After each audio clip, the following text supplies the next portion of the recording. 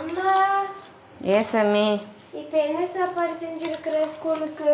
பருப்பு சாதம் தான் மயில். காய் போட்டு அப்படியே பருப்பு அரிசி வச்சு பருப்பு சாதம் பண்ணிட்டேன் சாமி. பருப்பு சாப்பாடா? ஆமாண்டா, இன்னைக்கு கொஞ்சம் வீட்டில் வேலை இருக்குது, வீடெல்லாம் கழுவணுமா, அதனால வந்துட்டு பருப்பு சாதம்டா தங்கம். சரி சரி, ஒன்றும் பிரச்சனை இல்லையே.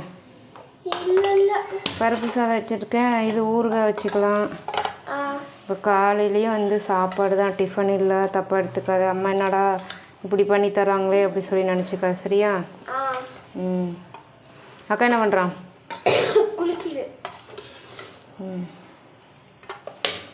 சரி மேல, நான் எனக்கு மட்டும் சாம்பார் வச்சுக்கிட்டேன். ம் அவ்வளோதான். அப்புறம் எனக்கு சாம்பார், உங்களுக்கு அப்படியே பருப்பு அரிசி ஒன்றா வச்சாச்சு, வேலை முடிஞ்சிருச்சு. நான் மதியம் சாப்பிட்றதுக்கு எனக்கு சாம்பார். சரி சரி, இப்போ காலையிலைக்கு எங்களுக்கு காலையில் அதை பாரு